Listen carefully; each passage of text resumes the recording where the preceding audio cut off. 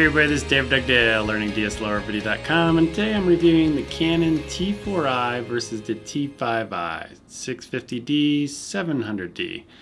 Well, is there much difference at all? Not really. Normally my videos like these where I compare two cameras, I can go on for more than 20 minutes. I have a feeling this one's going to be a lot shorter. Alright, let's first talk about major features that are identical. They both have 18 megapixel APS-C sensors. They both use a Digic 5 image processor. They both shoot at 5 frames per second. In fact, take a listen. Let's see if they sound any different.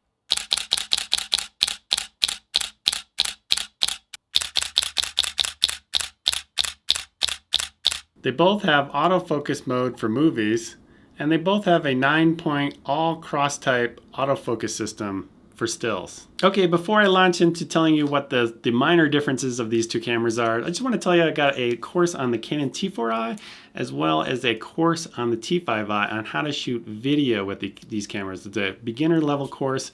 They run a little bit over 4 hours, and I'm getting a lot of great feedback from people on how it's helped them get them up to speed quickly. All right, one of the biggest differences between these two cameras is the mode dial. It can rotate all the way around without stopping, either direction, doesn't matter.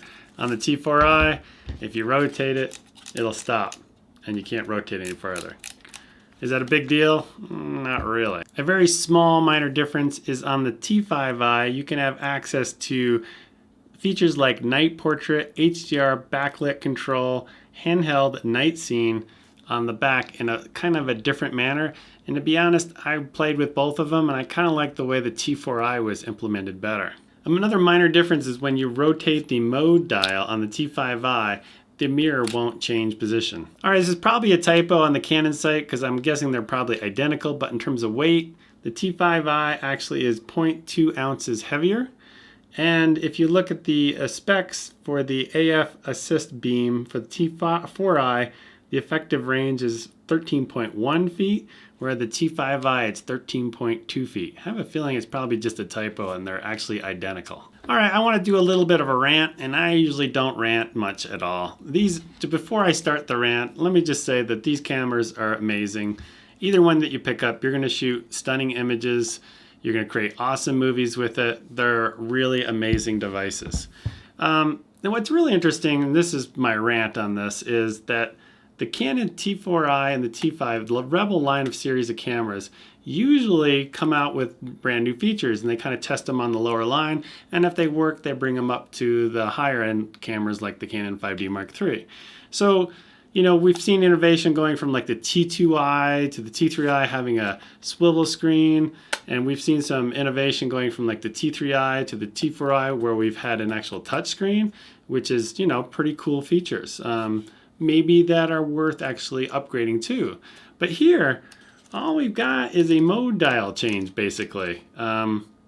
Is that worth upgrading? I mean, come on, there's not much of a difference there. So when we look at how much Canon spends, $200 million per quarter on research and development in their image systems group, which includes printers and a few other things like projectors.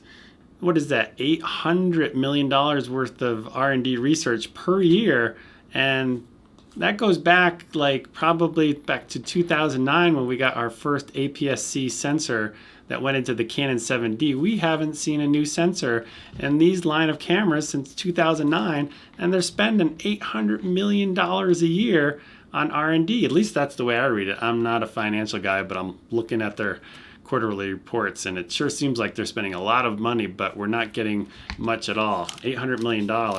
Obviously, it's not just this camera, but $800 million for a mode dial is pretty lame. All right, but do you know who is innovating? And that is the Magic Lantern team. And Magic Lantern, you guys might not be familiar with, but basically, it's a bunch of guys that have gotten together to create some open source code that will kind of run in parallel with the operating system that's within the camera. And what's so cool about this is about a month ago, the Magic Lantern team got access and found a way to shoot 14-bit raw video with these cameras, which creates stunning imagery. Take a look at this. I got my Canon T3i shooting RAW, and look how it compares to the H.264. And there's just so much more detail in the RAW video file. So, you know, if I was an engineer at Canon, I'd be feeling kind of embarrassed because I'd be like looking over at these guys that are, you know, don't have $800 million a year of R&D research, and they're creating awesome stuff. You got to say that the engineers are probably being suppressed by the management team, like, don't release raw capabilities on the camera because it's going to hurt our upper line of cameras that we're selling for $15,000. But man, Magic Lantern, 800 million, they don't have access to $800 million. These guys don't even have access to the Canon code. They've got to hack into it. And they're creating amazing features for us. Like, I was on a camping trip last weekend and I forgot my remote timer. Well, it's got the remote timer built into the camera. So I created a stunning time lapse with it without using like an $80 Canon remote device.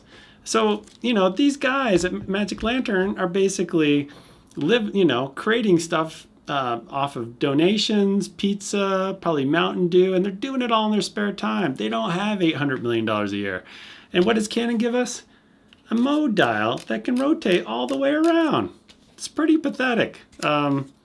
Again, this was just kind of a rant on my own, and I just want to go back and say that these cameras do create stunning images. I'm just saying that we're not seeing much innovation out of Canon. And if they don't get their act together soon, Blackmagic is going to come out with a camera this summer that's probably going to blow their doors off and is going to cost a lot less. And it's just sad to see that Canon just needs to get their butt kicked and actually innovate. So that's pretty much it. Sorry for the rant, but yeah, this review, there's not much difference between these cameras. You can buy either one. In fact, I think as of the recording of this video, I think the Canon T4i has just been discontinued. So all you've got really now is the T5i.